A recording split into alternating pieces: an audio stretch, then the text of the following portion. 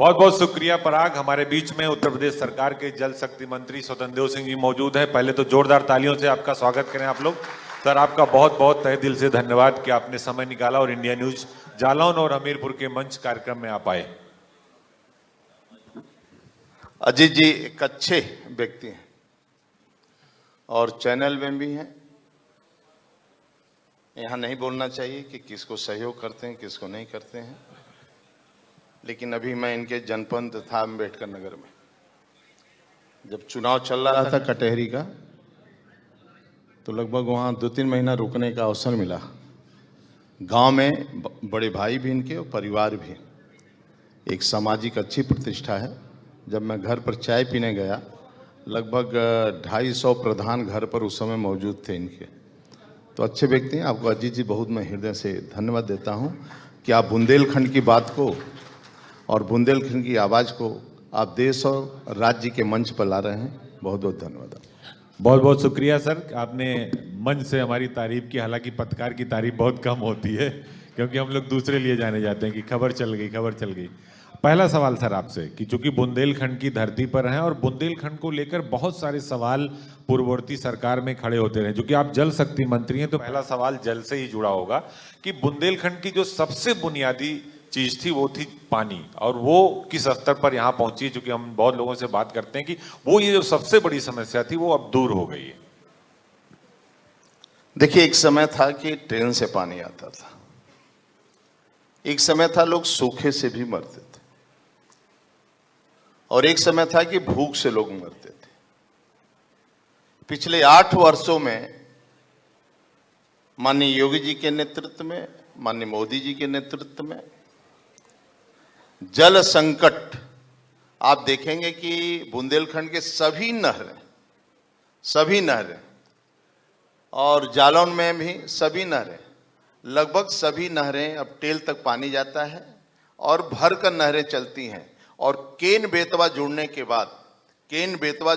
बाद ये जो देश के गौरव अटल बिहारी वाजपेयी का सपना था, बुंदेलखंड में पहली बार 2 नदियां जोड़ने जा रही, केन और बेतवा जोड़ने के बाद मैं आपको 100% विश्वास दिला दे सकता हूं कि 24 घंटे 24 महीने चलने वाली बुंदेलखंड की नहरें एक तरफा हो जाएंगी। मैं आपको 100% विश्वास दिलाता हूं। क्या बात है।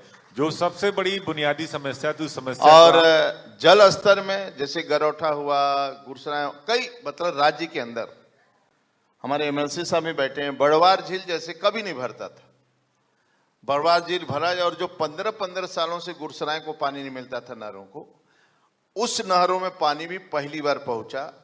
गरौठा, गुरसराय, ये जब जो चेक डैम ये सब बनने के कारण जो यहाँ के 100 हैंडपंप बंद हो जाते थे, पानी उतर जाता था। पिछले गर्मी में भी, इस बार अभी आज तक भी सभी हैंडपंप चालू हैं, पानी चल रहा है।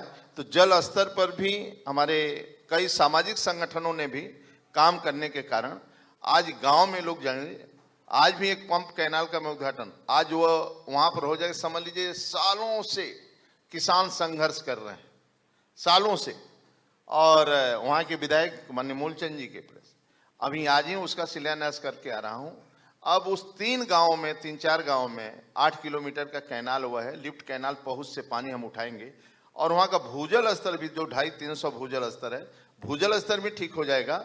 और यह है आदरणीय योगी जी के कारण हमारे पंप, और विशेष रूप से इस बुंदेलखंड में पंप कैनाल का जहां पर 2.5 क्यूसिक था उसको 10 क्यूसिक करवा रहा हूं, जो 5 क्यूसिक था वह 20 क्यूसिक करवा रहा हूं, पुनरुद्धार करके। इस पर विशेष ध्यान दे रहा हूं कि जो नदियों का पानी हमारे पर्याप्त पानी है, बाढ़ के समय में पर्याप्त पानी रहता है, उस पानी को उठाकर मैं खेत तक कैसे पानी दे दूं और जल स्तर मेरा ठीक बना रहे, इस पर काम कर रहा हूं। जल स्तर भी मेंटेन रहे, अन्नदाता भी खुश रहे और पानी की कमी न हो पाए। मैं देख रहा था, कहीं पढ़ रहा था, बांदा, जालौन, झांसी, हमीरपुर मिला के आपने 5000 करोड़ रुपए की जल परियोजनाएं शुरू की है, और उसका असर भी दिखाई दे रहा है। क्योंकि अगर बुंदेलखंड में पानी हो गया तो बुंदेलखंड समझिए सोना उगलेगा। देखिए, बुंदेलखंड में लगभग 5000 करोड़ अन्य माननीय योगी जी के आने के बाद यहाँ पर खर्च हुआ। अर्जुन सहायक हो, चाहे जितने भी हमारी परियोजनाएं हैं, अदद कचनौदा है बांध है, भौरट बांध है, एरच बांध का भी काम अब कंप्लीट होने वाला है। मतलब इस बार कैबिनेट में वो आज बात हो गई चीफ सेक्रेटरी। तो जितनी परियोजना सपा के समय डम पड़ी हुई थी वह सभी परियोजना को आदरणीय प्रधानमंत्री आने के बाद, आदरणीय मुख्यमंत्री आने के बाद, वह सभी परियोजनाओं पर बजट और सभी परियोजनाएं पूर्ण होने के बाद 2,21,000 के आसपास ये हमारी सिंचन क्षमता और भी बढ़ जाएगी। क्योंकि मैं चित्रकूट हो, बांदा हो, जालौन हो, हमीरपुर हो, झांसी हो, ये जो इलाके हैं यहाँ पर आपने बहुत सारी परियोजनाएं, मैं देख रहा था कि बहुत सारी परियोजनाएं शुरू हुई हैं। कई सारे 15 गांव में आपने अलग अलग परियोजनाएं सिंचाई की शुरू की हैं। तो जो अन्नदाता है, क्योंकि कहते हैं कि अगर हमारा अन्नदाता खुश है, किसान खुश है, तो किसी भी चीज की हमें कमी नहीं होती, और वही अन्नदाता पूरे देश को राशन देता, अन्न खिलाता, हमारा पेट भरता है। जैसे इस बार चित्रकूट में रस्सीन हमारे बात, उसको ठीक करने से कभी पानी आसपास नहीं मिलता था, अब लोग सिंचाई का सुविधा ले रहे हैं। तो सिंचाई से चाहे उद्योग हो, चाहे पीने का पानी हो, चाहे सिंचाई के लिए, ये तीनों को अभी आप देखे होंगे कुंभ में भी पर्याप्त पानी, यानी पूरा पानी हम लोग आदरणीय योगी जी के नेतृत्व में कैसे सभी खेत को पानी मिले, कैसे सिंचाई की सुविधा, और बुंदेलखंड में विशेष रूप से जो अभियान सामाजिक में चलता है, खेत पर पेड़, खेत पर मेड़, मेड़ पर पेड़, उसके नारा के कारण बुंदेलखंड में भी जल स्तर ऊपर आया।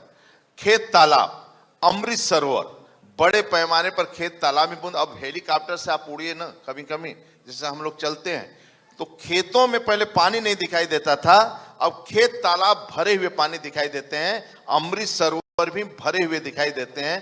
पहले पानी का अभाव रहता था, और अब नहरों के माध्यम से भी हम तालाब का पानी इस महीने भरते हैं, यानी तालाब बोलाब भरने का काम करता है। मैं आपको पूर्ण विश्वास दिलाता हूं, आने वाला समय में न सिंचाई के लिए, न पीने के लिए, न उद्योग के लिए, जैसे अभी चर्चा हो रहा था कि हमारी पंचनदा तैयार होने के बाद यहां से झांसी को जो औद्योगिक नगरी बन रहा है वहां पानी देना पड़ेगा, लेकिन अभी हम लोग अपने माता टीला डैम से, वहां से उनको पानी हम पूरी सप्लाई पीने का करेंगे। हमारी परियोजना मैं वहीं से उपलब्ध उनको पानी करवा दूंगा।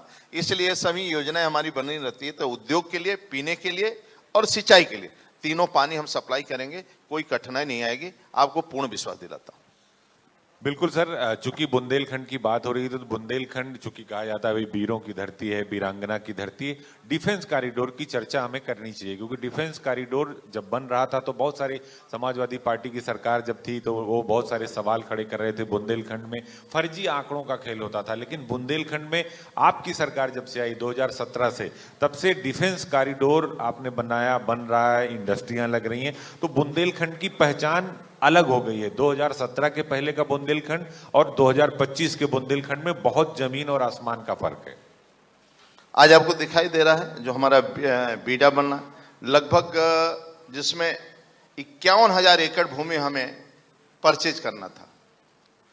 नवीन औद्योगिक नगर परियोजना हमारी है, लगभग 2450 करोड़ धनराशि के भुगतान कृषकों को किया गया है।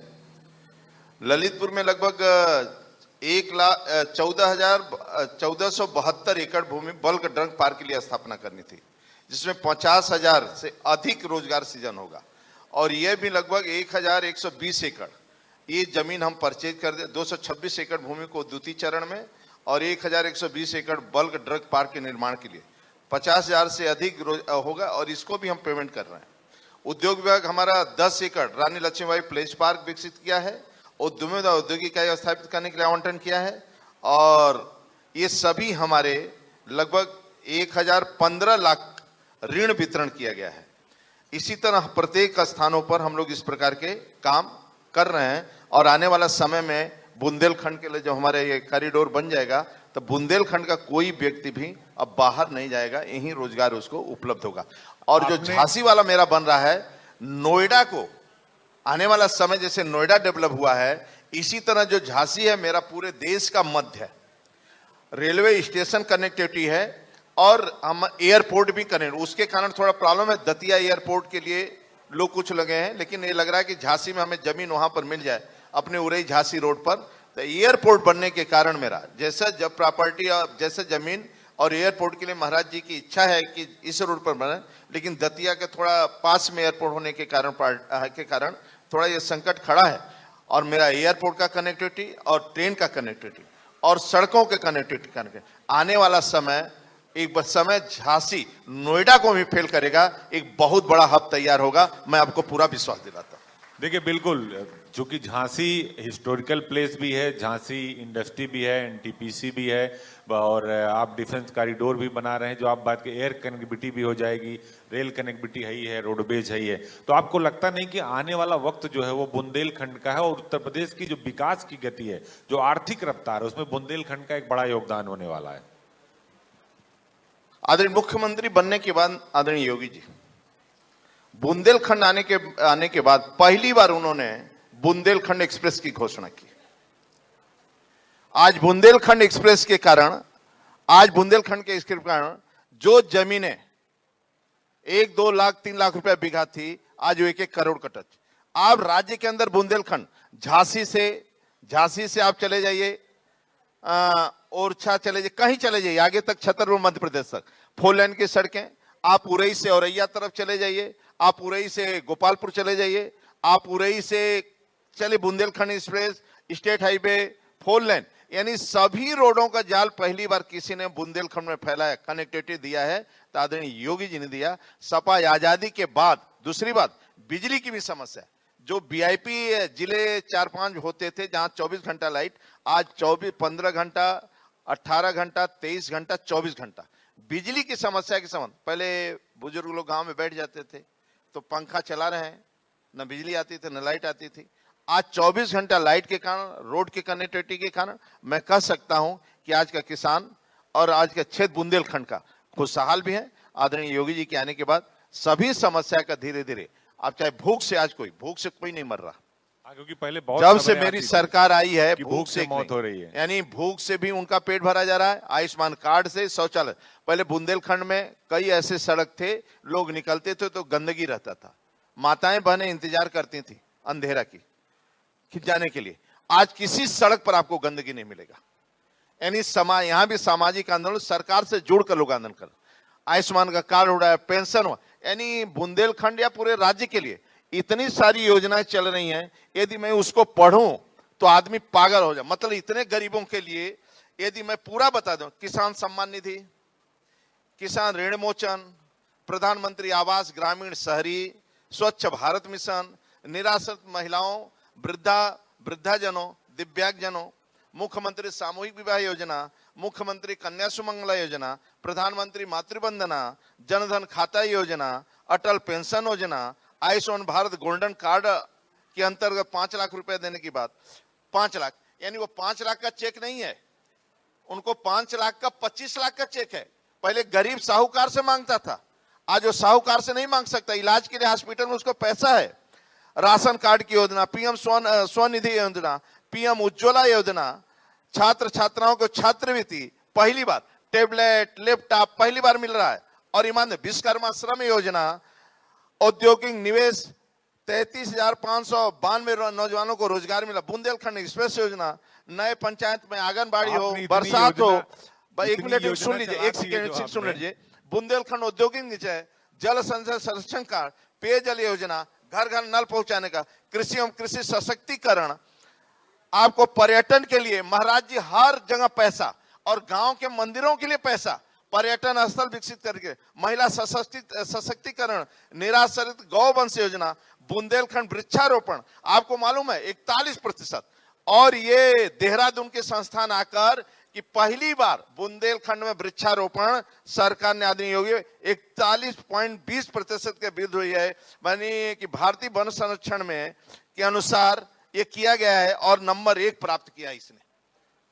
और अभी 41% वृक्षारोपण बुंदेलखंड में हो रहा है। बुंदेलखंड पूरा आज आंकड़ा लेके आए मंत्री जी, आप लोग इसलिए बता रहे हैं, बाद में आप सवाल ना राज की साग भाजी प्रोफेसर, राज की पौधशाला, और ये नहीं, वृद्धा पेंशन योजना, मुख्यमंत्री सामूहिक विवाह, अनुसूचित जाति उत्पीड़न व्यक्तियों को आर्थिक सहायता, दिव्यांगजनों, मुख्यमंत्री कन्या सुमंगला, चिकित्सा स्वास्थ्य परिवार कल्याण, यानी परिवार कल्याण, राष्ट्रीय बाल, आयुष्मान भारत, प्रधानमंत्री, इतनी योजना है गिनाते रहिए शाम तक। प्रधानमंत्री मुख्यमंत्री का पहली बार देश के अंदर, विशेषकर उत्तर प्रदेश।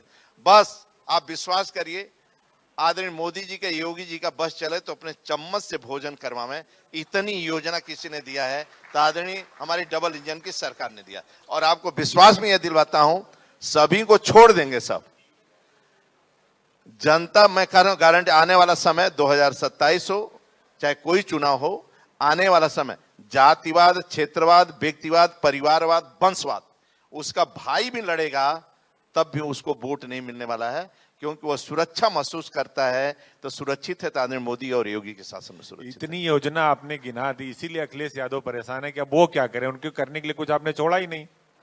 नहीं, सपा को काम क्या करना है? वो आती तो लूटने के अलावा काम क्या है? अपने परिवार को बढ़ाना, वंशवाद को बढ़ाना।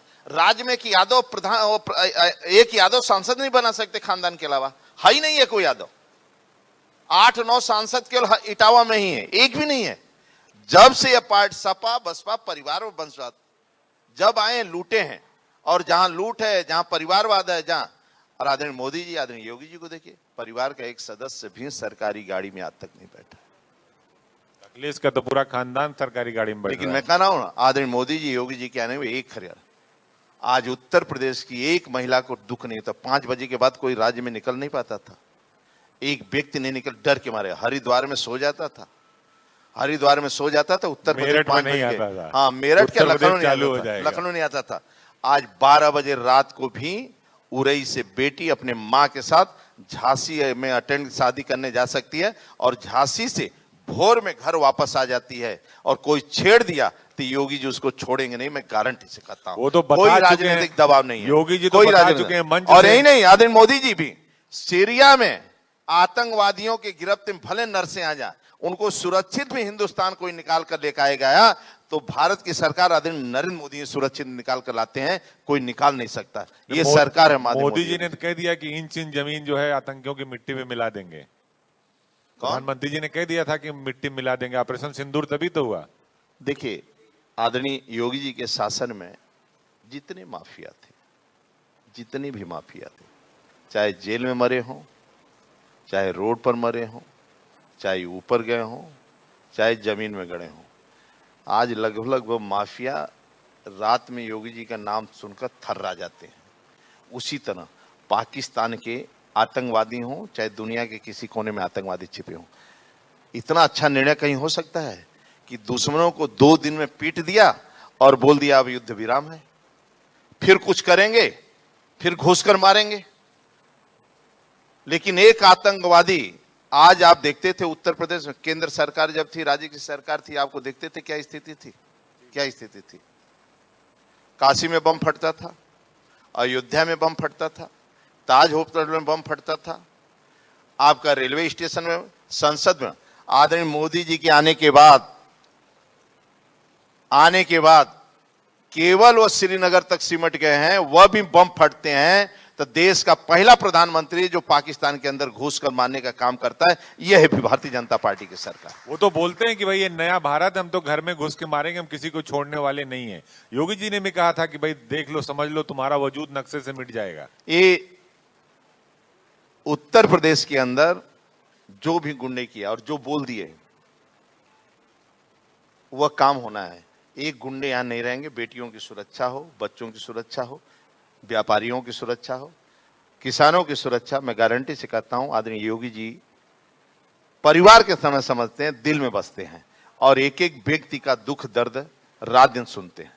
अखिलेश जी कहते हैं उसमें आपका भी नाम हो लेते हैं, दोनों डिप्टी सीएम का भी नाम लेते हैं कि आप लोग बैठ के रात में लिफ्ट तैयार कर देते हैं और सुबह इनकाउंटर करा देते हैं। नहीं, जो गुंडे करता नहीं, एक आदमी को छेड़ नहीं सकते। आज मुसलमानों को मैं 200 मकान दे रहा हूं शहरी में भाई, शहर में मुसलमानों को सभी योजना का लाभ दे रहा हूं। हिंदू मुस्लिम में नहीं देखा जाता है, जो गुंडई करेगा उसी को छोड़, उसको नहीं कहते हैं कि आप लोग जाति ना ना, एक मंत्री नहीं, आप नियुक्तियों नियुक्तियों में देख लीजिए, कई मुस्लिम बेटियां लड़के नौकरी पा रहे हैं। मैं 7-8 लाख की नौकरी दिया हूं, राज्य के अंदर एक व्यक्ति नहीं मिलेगा भ्रष्टाचार की आरोप लगा दे, कोई नहीं कह सकता है। मंत्री की सूची, मुख्यमंत्री आवास, वो सैफई खानदान झोला लिए घूमता था। लेकिन अखिलेश यादव कह रहे हैं कि बीजेपी जो है कभी काशी के नाम पे, कभी मथुरा के नाम पे, कभी अयोध्या के नाम पे, कभी संभल के नाम पे डराती है। आप लोग डराते क्यों इतना अखिलेश यादव? किसको? अखिलेश को। मैं किसी को डरवाता नहीं, हमारी विचारधारा सनातन धर्म। विचारधारा डरते हैं? मैं कहता हूं ना, आपको ध्यान होगा, हमें सांप्रदायिक आप कहते हैं। क्या भारत माता की जय बोलना सांप्रदायिक है? वंदे मातरम कहना सांप्रदायिक है? राम मंदिर की बात कर, नहीं, राम मंदिर की बात करना सांप्रदायिक है? वंदे मातरम कहना सांप्रदायिक है? अपने को हिंदू कहना सांप्रदायिक है? भाई अपने धर्म की बात करते हैं, आप अपने धर्म की, लेकिन दोनों मिलकर इस राष्ट्र की बात करेंगे, राष्ट्र की मजबूती के लिए बात करेंगे। आप पाकिस्तान जिंदाबाद थोड़ा करेंगे, हिंदुस्तान जिंदाबाद करेंगे। हम इस देश की मातृभूमि में रहते हैं, इसलिए भारत माता, मैं हिंदू, मैं भारत माता के लिए। इसीलिए तो आदरणीय मोदी जी ने कहा था, जब आतंकवादियों ने चैलेंज दिया था कि किसी को अपने माई का दूध पिया हो, जो अपने माँ का दूध पिया हो तिरंगा झंडा फहरा कर देखे। एक नौजवान ने कहा कि मैं अपने माँ का दूध पिया हूं, मैं श्रीनगर चौक पर आ रहा हूं, और तिरंगा झंडा फहराया, तिरंगा झंडा फहराया और भारत माता की जय बोला। उसके बाद देश का प्रधानमंत्री बना और आज तक झंडा फहर रहा है। ये विचारधारा की तो लड़ाई है, तो अखिलेश यादव की विचारधारा और आपकी विचारधारा, यानी बीजेपी और समाजवादी पार्टी की विचारधारा में क्यों इतना अंतर हो रहा है? एक ही विचारधारा है देश का, राष्ट्र की प्रगति करना, जातिवाद, क्षेत्रवाद, व्यक्तिवाद, परिवार, दल से ऊपर उठकर यह राष्ट्र मजबूत रहे। पूरी दुनिया के अंदर भारत माता की जय हो, वंदे मातरम की है, और मेरी मां उच्च स्थान पर बैठकर पूरी दुनिया को दिशा दे। भारतीय जनता पार्टी के सामने जब जनसंघ के सामने जब राष्ट्र का सवाल आया तो देश के गौरव अटल बिहारी वाजपेयी ने पार्टी का विलय कर दिया। व्यक्ति से बड़ा दल है और दल से बड़ा राष्ट्र है, इस आधार पर हम काम करते हैं। ये बात रामगोपाल यादव को समझ में मेरे नहीं आती। जीवन का एक ही लक्ष्य है भारतीय जनता पार्टी का और माननीय मोदी योगी जी, एक ही लक्ष्य है, पंक्ति के अंतिम व्यक्ति का मान बढ़े, सम्मान बढ़े, भोजन मिले, उसको रहने को छत मिले, फ्री में चिकित्सा, फ्री में शिक्षा, फ्री में इलाज और फ्री में भोजन। उसको आत्मनिर्भर बनाना है अपने पैरों पर, और आत्मनिर्भर बनकर देश का सम्मान बढ़ावे और ज्ञान अर्जित करे। तो रामगोपाल यादव को कैसे जवाब देंगे? वो तो दल से अलग चले जा रहे हैं, दिल से अलग चले जा रहे हैं, राष्ट्र से अलग चले जा रहे हैं। वो जाति पूछने लग रहे हैं कर्नल व्योमिका सिंह की, वो कह रहे हैं किस जाति की हैं, इस जाति की हैं, इसलिए इनको हाईलाइट किया गया। सोफिया कुरैशी पर सवाल खड़े करने लग रहे हैं। तो ये उनकी विचारधारा तो देश के प्रति आ नहीं रही है। कैसे आएगी? आ ही नहीं सकती है। जब वंशवाद की बात करेंगे तो कैसे? जहां वंशवाद रहता है ना, जहां परिवारवाद और विकृतिवाद शुरू हो जाता है, भ्रष्टाचार का जन्म ले लेता है, वहां आ ही नहीं सकता है। यह त्याग से आता है, तपस्या से आता है, और राष्ट्र और के लिए बलिदान से आता है, देश के लिए। इसीलिए भारतीय जनता पार्टी देश के गौरव अटल बिहारी वाजपेयी से लेकर आदरणीय नरेंद्र मोदी तक और राज्य में आदरणीय योगी तक, ये जब देश के लिए बहुत तपस्या किया जाता है, पार्टी भारतीय जनता पार्टी में काम करने वाला कार्यकर्ता और दल अपने को चेला, अपने अजीत भाई अपने को चेला नहीं मानते हैं। सपा में काम करने वाले कार्यकर्ता सब अखिलेश जी का, अपने को अखिलेश मानते हैं, वो चेला मानते हैं। वो पार्टी में, इस पार्टी का कार्यकर्ता भारतीय जनता पार्टी को अपना मां मानता है। व्यक्ति नहीं देखता चुनाव कौन लड़ रहा है, भारतीय जनता पार्टी को अपना मां मानता है, और भारतीय जनता पार्टी के लिए अपना गर्दन कटा सकता है, लेकिन बिक नहीं सकता भारतीय जनता पार्टी का। यानी भारतीयता और भारतीय जनता पार्टी, हाँ, इसको आप फॉलो करते हैं। लेकिन अखिलेश यादव ने तो कुंभ में भी आपका विरोध कर दिया। पहले कहा नहीं जाएंगे, डुबकी नहीं लगाएंगे, फिर गए चुपके से डुबकी लगाए। उन्होंने कई सारे कुंभ पर भी सवाल खड़ा कर दिया। आप अच्छा चर्चा कर दिए, जबकि मानव सभ्यता का, संस्कृति का, परंपरा का सबसे बड़ा वो संगम था। आपने अच्छा चर्चा कर दिया दिव्य भव्य कुंभ का। मेरे को बताइए, जात कौन पूछा? मुकेश अंबानी जी डुबकी लगाए, अडानी जी डुबकी लगाए, देश के प्रधानमंत्री, गृह मंत्री, रक्षा मंत्री डुबकी लगाए, 14 लाख विदेशियों ने डुबकी लगाई। और नहीं, और राष्ट्र के राज्य के राजस्थान से लेकर पैदल 10-20 किलोमीटर पैदल पश्चिम बंगाल पैदल जाकर श्रद्धा से डुबकी लोग लगा रहे हैं। राज्य के सभी सड़क जाम थे। झांसी से बुंदेलखंड रोड पर गुजरने वाले, उरई कानपुर से झांसी गुजरने वाले, एक भी होटल, एक भी ढाबा बंद नहीं था। सभी ने साल भर का जो कमाई करना था वो कुंभ मेला के समय कर दिया। हाँ, कुंभ मेला में अच्छा लोगों ने कमाया और बहुत लोगों ने रोड पर निकलकर सेवा भी किया। उत्तर प्रदेश के इतने अच्छे थे कि सड़क पर भोजन जलपान सब बांटे, और सभी जातियों के लोग सवाल उठाए, पानी स्वच्छ नहीं है, पानी पर्याप्त, सभी आराम से कुंभ। आप बताओ, 68 करोड़ लोगों को संभालना, आदरणीय योगी जी के नेतृत्व में प्रशासन ने किस प्रकार परिश्रम किया होगा। 68 करोड़ लोगों को संभालना, और 68 करोड़ लोग उत्तर प्रदेश में आए। न एक छेड़खानी, न किसी बस में लूट, न डकैती, न कहीं घटनाएं, न दुर्घटनाएं। ये बहुत बड़ी बात है। मैं तो राज्य के सभी कर्मचारी अधिकारियों को, आदरणीय योगी जी को हम लोग बधाई देना चाहते हैं उत्तर प्रदेश से कि ऐसी सरकार, और जिस प्रकार दिव्य कुंभ में सनातन धर्म का झंडा ऊंचा हुआ है और पूरी दुनिया देखी उसको, लोग सोच रहे हैं कैसे लोग आगे, दुनिया में इतने आदमी कहीं एकत्रित होते ही नहीं भाई। हाँ, कुंभ में एक बहुत बड़ी चर्चा निकल कर आई थी कि वक्फ बोर्ड को खत्म कर देना चाहिए और सनातन बोर्ड बना देना चाहिए और हिंदू राष्ट्र की स्थापना करनी चाहिए। उससे आप कितना सहमत है? क्योंकि संतों की जो एक विचारधारा निकल कर आई थी वो यही आई थी कि अब हमको वक्फ बोर्ड को खत्म कर देना चाहिए, जिसे संत समाज भूमाफिया बोर्ड कहता है। आप क्या कहते हैं? भारतीय जनता पार्टी का मात्र एक लक्ष्य है, पंक्ति के अंतिम व्यक्ति को मान मिले, सम्मान मिले, भरपेट भोजन मिले। दूसरा, राष्ट्रवाद का झंडा बुलंद रहे, यानी देश के अंदर भारत मां मेरी मां उच्च स्थान पर बैठकर पूरी दुनिया को दिशा दे और सनातन धर्म का बोलबाला रहे। और सनातन धर्म और रहने वाले हिंदुस्तान में सभी व्यक्ति खुशहाल रहे, संपन्न रहे, सबका साथ, सबका विकास, सभी का विश्वास, न धर्म न जाति, ऊपर उठकर सभी का विकास, और ये करने का काम है।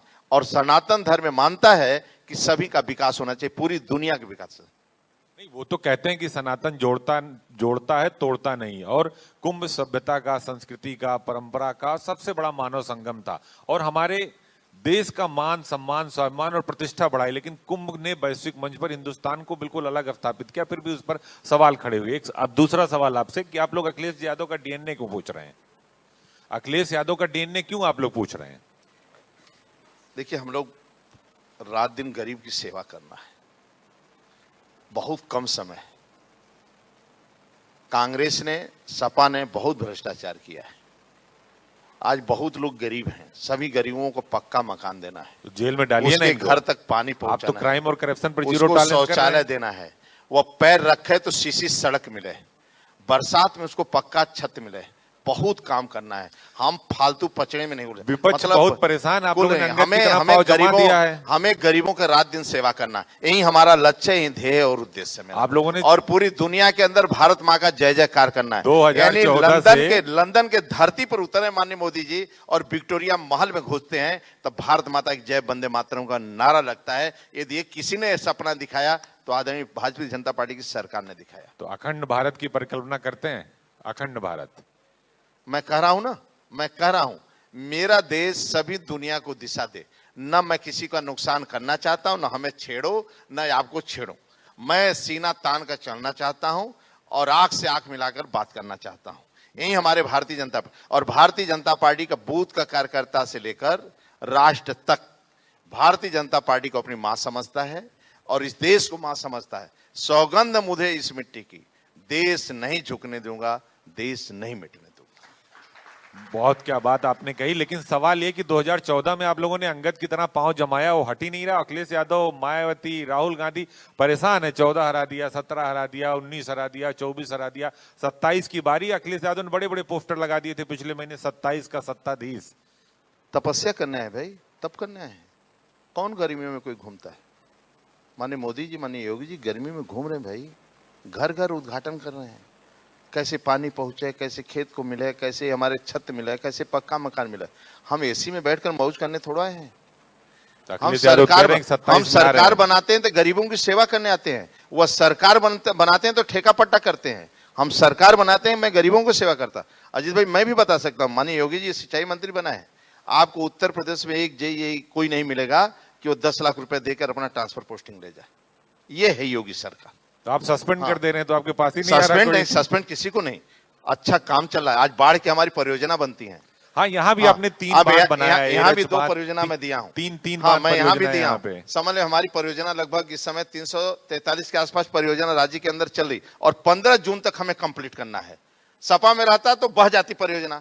हमें 8 वर्षों में एक भी परियोजना, 8 वर्षों में एक भी परियोजना, भयंकर बाढ़ आने के बाद 6-6 लाख क्यूसिक पानी निकालने के बाद भी गंडक में कोई नुकसान नहीं हुआ, जन हानि एक भी नहीं हुआ 8 वर्ष में। हाँ, कटान कुछ हुआ खेत का, जिसको हम लोग मुआवजा देते हैं, उसको हम देखते हैं। लेकिन 10 वर्षों में, 8 वर्षों में 10,000 करोड़ का मैंने काम किया हूं। 40 लाख हेक्टेयर भूमि, 40 लाख हेक्टेयर भूमि हम संरक्षित किए हैं। 40 हेक्टेयर भूमि का हम निकालेंगे तो लगभग 50,000 करोड़ रुपया किसानों के जेब में डाला, एक फसल पर, रबी फसल केवल एक गेहूं। और 10,000 करोड़ सरकार के लगा है और 50,000 करोड़ की मैं बचत कर रहा हूं। इसी तरह जहां जहां 10-10 साल से पानी नहीं पहुंचा और ऐसे स्थानों को जहां पानी नहीं पहुंचा, और आदरणीय योगी जी समीक्षा सीधे करते हैं, वो बाढ़ से जुड़े हुए हैं। गोरखपुर, गंडक हमारी एसआरयू हुई है, घाघरा है, हमारी जो संवेदनशील है पूरा बस्ती, देवरिया, बलिया, मऊ। जब देखते हैं आप गंगा का पानी और हमारी सरयू घाघरा का पानी जब दोनों एक साथ बलिया में मिलती हैं तो पानियां बैक करती हैं। उस समय बैक जब पानी होता है तो भयंकर बाढ़ की स्थिति होती है। या गंगा जी में पहले पानी निकल जाए फिर बाद में सरयू का बाढ़ आवे तो कंट्रोल हो जाता है, लेकिन दोनों एक साथ नदी जब बलिया में पहुंचती हैं तब वो 20 लाख क्यूसिक हाहाकार मचा देती हैं। फिर भी उस स्थिति में, इस बार वही स्थिति हो, फिर भी उस स्थिति में हम पूरे राज्य को आदरणीय योगी जी के नेतृत्व में कंट्रोल करते हैं, कहीं जन हानि न हो। झांसी और हैदराबाद के बीच भी बात चल रही है, आपकी विभाग से जुड़ी बातें हैं, डेवलपमेंट की बात चल रही है, क्योंकि सेंट्रल का जो जल शक्ति मंत्रालय है और उत्तर प्रदेश का जो जल शक्ति मंत्रालय है, दोनों मिलकर काम कर रहा है। हमने उधर तो सिंधु का पानी रोक दिया, झेलम का रोक दिया, उत्तर प्रदेश की भी नदियां जो है उसको किस तरह से आप डाइवर्ट कर रहे हैं। और उत्तर प्रदेश में चूंकि कहीं बाढ़ आता है तो कहीं सूखा पड़ता है, तो जो एक बैलेंस है उसको बनाने की जो तैयारी है आपकी, वो किस तरह उसको मूर्त रूप दे रहे हैं? क्योंकि अभी माननीय महाराज जी बैठक लिए थे, माननीय मुख्यमंत्री जी, उन्होंने कहा देखो भाई बाढ़ के समय हम पानी कमजोरी कहां दे सकते हैं। हमारे सामने चुनौती रहता है कि बाढ़ की पानी सप्लाई, मेरे पास जो बरसात के पानी से हम सिंचाई करते हैं, हमारे पास झांसी, ललितपुर 2 जिले इधर हैं और सोनभद्र और मिर्जापुर उधर है जहां हमारे पास डैम है। सबसे अधिक ललितपुर में है, फिर सोनभद्र में है, झांसी में है। पहली बार ईश्वर की कृपा से पानी हमारा बरसात होने के बाद सभी डैम भरे। आज के डेट में हम सोनभद्र, मिर्जापुर और इस बिल्टों में मैं पानी पीने के लिए भी, सिंचाई के लिए उनको रबी खरीफ पर दोनों दे सकते हैं। दूसरी बात, जैसे दतिया अपने टीकमगढ़ में मध्य प्रदेश ने पानी एकाएक मांगा हमें गर्मियों में, टीकमगढ़ में पानी के लिए अभाव था, तो ललितपुर से हम कहें माननीय मुख्यमंत्री से बात हो जाए तो वहाँ के मुख्यमंत्री बात की तो टीकमगढ़ को भी पीने के लिए हम पानी कुछ महीनों के लिए सप्लाई किया। तो मेरे पास वर्तमान में पर्याप्त पानी है। मैं इस डैम में बस इसका है सिल्ट की सफाई करवाना चाहता हूं, जिससे पानी की क्षमता और बढ़ा दूं, और जितने हमारे लघु डाल, इस बृहद, इस प्रकार के हमारे पंप कैनाल है, इनकी वृद्धि करवाना है, इनकी क्षमता बढ़ाना है कि आने वाले समय में किसानों के सभी खेतों तक पानी। एक सर्वे करवा रहा हूँ किस ब्लॉक में पानी अभी नहरों के माध्यम से नहीं पहुंच रहा है, तो वहाँ ट्यूबवेल या लघु सिंचाई के माध्यम से, वहाँ छोटे उथले गहरे मध्यम के माध्यम से, यानी हर खेत तक पानी कैसे पहुंच जाए इसकी पूरी चिंता। हर घर जो नल योजना आपकी है, जिसमें केंद्र सरकार और आप दोनों लोग मिलकर काम कर रहे हैं, आपको लगता कि उत्तर प्रदेश के हर घर को नल से जल कब मिल जाएगा? आज ललितपुर 100%, महोबा हमीरपुर 90%, बांदा लगभग 80 से 90%, चित्रकूट में एक हमारी परियोजना, और जालौन में हमारी थोड़ा सा यहाँ एक कंपनी है, उसकी कंपनी के कारण जालौन थोड़ा हमारी फंसी हुई है, नहीं तो बुंदेलखंड में लगभग 90% हम पानी, मैं निकलने वाला हूँ। कल उसी की समीक्षा हुई थी बैठक, और माननीय मुख्यमंत्री जी बैठक लिए थे, सभी घर में सुबह शाम पानी हम देना शुरू कर देंगे। 2027 के चुनाव को लेकर कल एक खबर हम लोगों के पास आई कि सभी विधायकों की परफॉर्मेंस रिपोर्ट देखी जाएगी और 3 लेयर टेस्ट किया जाएगा। तो बीजेपी क्या अब 2027 के लिए तैयार है? क्योंकि अखिलेश यादव को लग रहा है कि नहीं, अब तो 27 में हम ही सत्ताधीश बनेंगे, हमारी सरकार आएगी। लेकिन भारतीय जनता पार्टी हर दिन चुनाव लड़ती है, तो जो 3 लेयर विधायकों की टेस्टिंग है, जो सर्वे रिपोर्ट है, उसको किस तरह आप पैमाना देंगे? क्योंकि जनता से राय लेंगे, सर्वे कराएंगे, क्योंकि भारतीय जनता पार्टी एक चुनाव खत्म करती है और दूसरे चुनाव में जुट जाती है। हमारे सभी विधायक लोकप्रिय हैं, आदरणीय मुख्यमंत्री के नेतृत्व में काम हो रहा है, और हमें लगता है कि प्रत्येक विधानसभाओं में करोड़ों अरबों का काम हो रहा है। चाहे सभी योजना है, सभी लोगों को सड़कें का जाल हो, चाहे सभी लोग सड़कों, चाहे किसी न किसी माध्यम से अच्छा काम चल रहा है, और हमारी सरकार लोकप्रिय है, इसलिए कोई प्रॉब्लम नहीं है, कोई समस्या भी नहीं है। 27 में एक तरफा आदमी सरकार बनेगी, और संगठन के कार्यकर्ता भारतीय जनता पार्टी के बहुत तपस्वी कार्यकर्ता होता है, आप तो जानते हैं। उसका कुछ काम हो या ना हो, फिर से रिपीट कर रहा हूं, वो भारतीय जनता पार्टी को अपनी मां समझता है, और भारतीय जनता पार्टी में मरता जीता है। और बूथ का अध्यक्ष का कार्यकर्ता किसी परिवार का कोई नेता यहाँ बनता नहीं है, एक बूथ का अध्यक्ष ही राष्ट्रीय अध्यक्ष बनता है। चाहे माननीय राजनाथ सिंह देख लीजिए, माननीय नड्डा जी देख लीजिए, माननीय अमित शाह बूथ अध्यक्ष रहते हुए राष्ट्रीय अध्यक्ष और गृह मंत्री बने। एक तहसील का प्रचारक आज देश का प्रधानमंत्री है। एक संत राज्य का मुख्यमंत्री है, तो किसी वंश या परिवार की पार्टी नहीं है जिसके कारण जिसको वंश और परिवार भ्रष्टाचार करना चलाना आप बार बार है। वंश वो और लोग- परिवार का वो नाम लोग- लेके अखिलेश यादव पर तंज कर रहे हैं। जो उधर से जो प्रतिक्रिया आती है तो वो ये देखते उनको नहीं कि उनके ऊपर तंज नहीं, ये पार्टी का एजेंडा है, न जातिवाद, न क्षेत्रवाद, न व्यक्तिवाद, न परिवारवाद, न वंशवाद, ये कहीं है राष्ट्रवाद। वो तो कहते हैं कि जब ये आप राष्ट्रवाद विकास की बुकलेट और लाते हम हैं, तो राष्ट्रवाद रामलला को लगाते हैं हम ऊपर। एक हाथ में राष्ट्रवाद का एजेंडा, एक हाथ में विकासवाद का एजेंडा। पंक्ति के अंत्योदय, पंक्ति के अंतिम व्यक्ति को मान मिला, सम्मान मिला। हम कार्यकर्ता निर्माण करने चले हैं, यानी मेरे से अच्छा कार्यकर्ता जो मेरा निकालने वाला, मेरे से ईमानदार और अच्छा कार्यकर्ता कल बने, क्योंकि देश का नेतृत्व करना है उसको। कोई घर का नेतृत्व नहीं करना है, इस राष्ट्र और राज्य का नेतृत्व करना। प्रधानमंत्री मोदी जी कहते हैं कि एक हाथ में कुरान और दूसरे हाथ में लैपटॉप। मुस्लिम समाज का बच्चा भी डॉक्टर बने, इंजीनियर बने, आईएएस बने, आईपीएस बने, लेकिन समाजवादी पार्टी सिर्फ मदरसे पर आकर टिक जाती है। वो कहती नहीं नहीं, ये मदरसों को खत्म करना चाहते हैं और आप आधुनिकीकरण की बात करते हैं। तो मदरसों का रोल और जो एक हाथ में कुरान, एक हाथ में लैपटॉप और समाजवादी पार्टी का तुष्टीकरण, तीनों चीजों को आप कैसे देखते हैं? कैसे उस वोट बैंक पर अखिलेश यादव की नजर रहती है और आप बात करते हैं सबका साथ, सबका विकास, सबका प्रयास? 2047 कैसा हो तो एक ज्ञान का है। जिस परिवार में एक ज्ञानी बच्चा रहेगा वहीं परिवार आगे बढ़ेगा। ज्ञानी का मतलब ईमानदारी से बिजनेस करने वाला आगे बढ़ेगा, ईमानदारी से नेता करने वाला आगे बढ़ेगा, ईमानदारी से खेती करने वाला। ये शुरू हो चुका है। जिसके परिवार में पढ़े लिखे बच्चे एक ज्ञानी है, आने वाला कंप्यूटर युग है, सब ऑनलाइन सिस्टम होने वाला है, इसलिए सभी लोग भी अपने बच्चे पर ध्यान दे रहे हैं। सभी लोग बच्चों को पढ़ाना चाहते हैं, जो आपस में लड़े झगड़े ना, शांति से रहें। ऐसा गांव का निर्माण हो कि कभी पुलिस मेरे गांव में ना आवे, न कोई चबूतरा कब्जा करे, न नाली कब्जा करे, आराम से रहे। गांव में दूध लोग पिया करें, बाकी कुछ नहीं लिया करें, गाय पालें।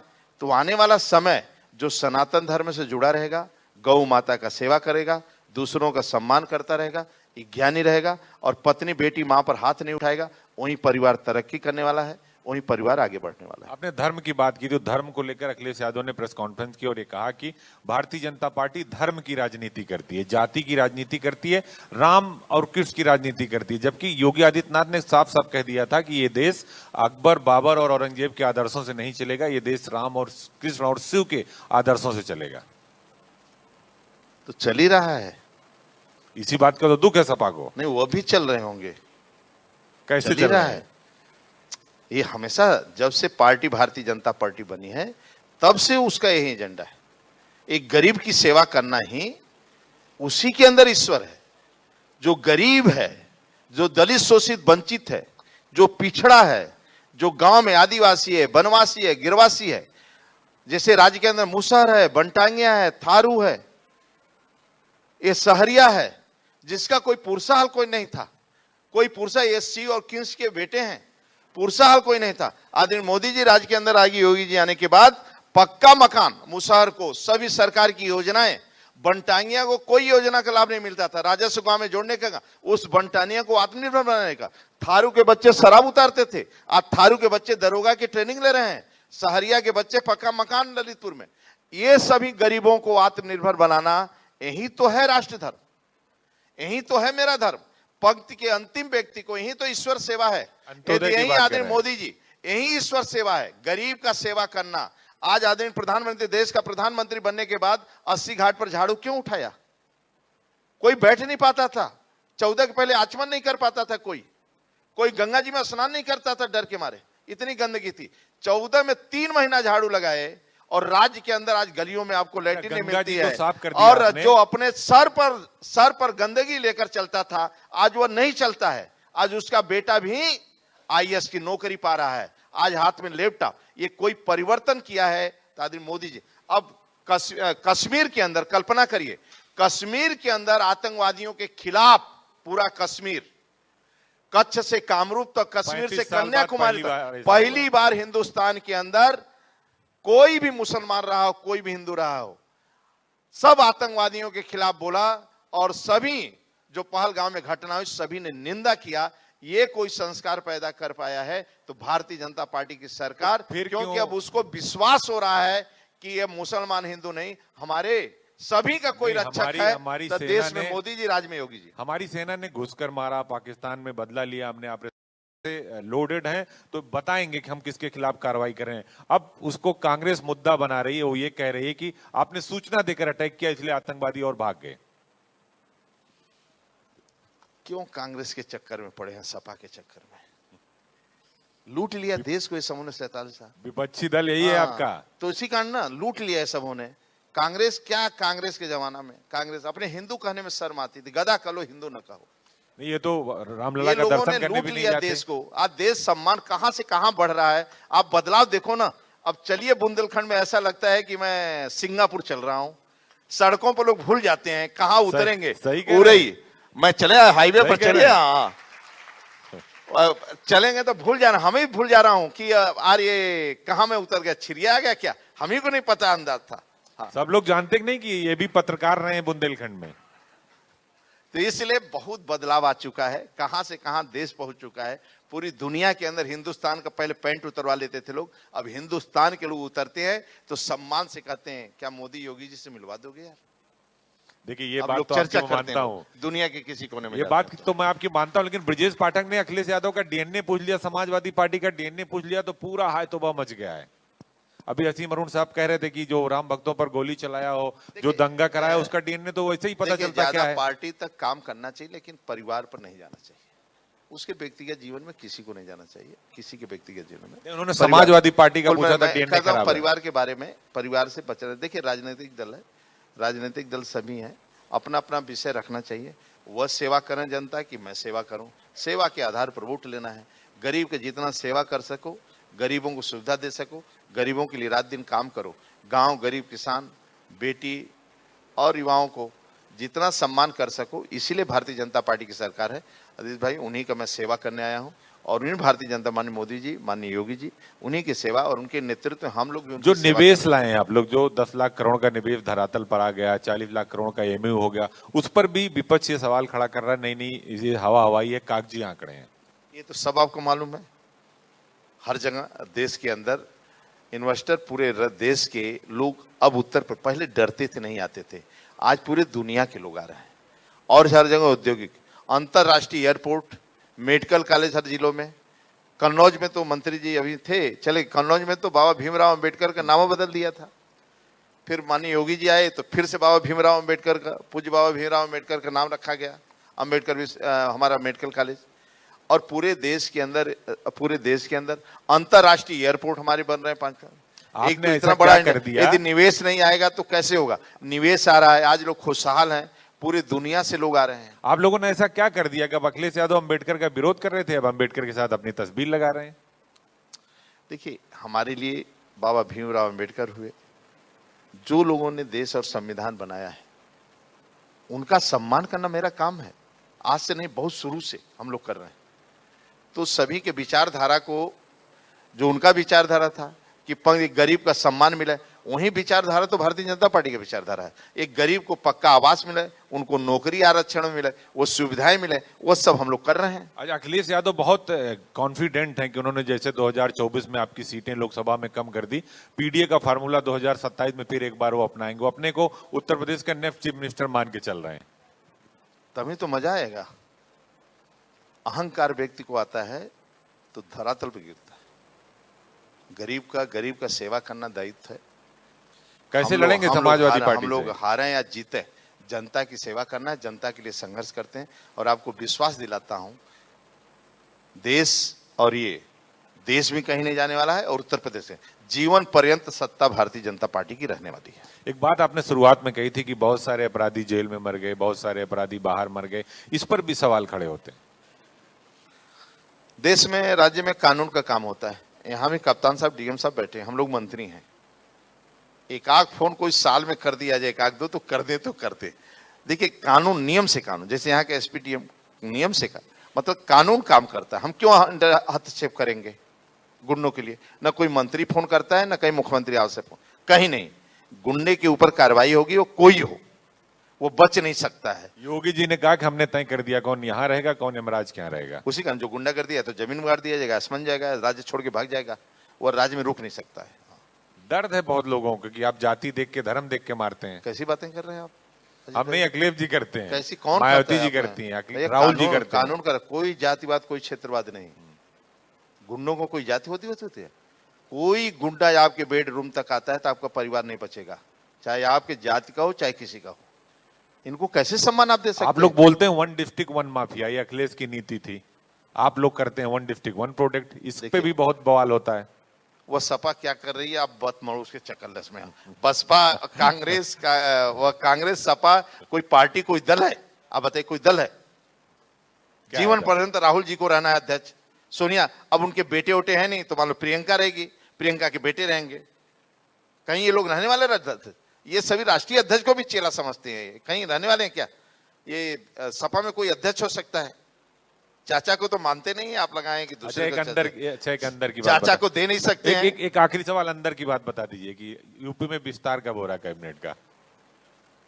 बताएंगे नहीं? ये देखिए, संसदीय बोर्ड निर्णय करता है, देश निर्णय करता है, ये सब आपको मालूम रहता है। जब निर्णय करेगा तो पता चल जाए। बहुत बहुत धन्यवाद आपको। बहुत बहुत धन्यवाद। ये थे उत्तर प्रदेश सरकार के कैबिनेट मंत्री, जल शक्ति मंत्री स्वतंत्र देव सिंह, जिन्होंने हमारे बेबाक सवालों का बेबाकी से जवाब दिया। अखिलेश यादव और राहुल गांधी दोनों के सवालों का जवाब दिया कि कैसे वो देश की बात करते हैं, और उन्होंने साफ तौर पर कहा कि देश सर्वोपरि है और भारतीय जनता पार्टी देश की सेवा करती है, धर्म की सेवा करती है। इसीलिए कहा जाता है धर्मो रक्षित रक्षिता, जो धर्म की रक्षा करेगा धर्म उसकी रक्षा करेगा, तदो धर्मा धर्मो जया। इसी फार्मूले पर भारतीय जनता पार्टी काम करती है। आप जालौन के बुंदेलखंड के मंच पे आए, बहुत बहुत शुक्रिया सर, आपने समय निकाला।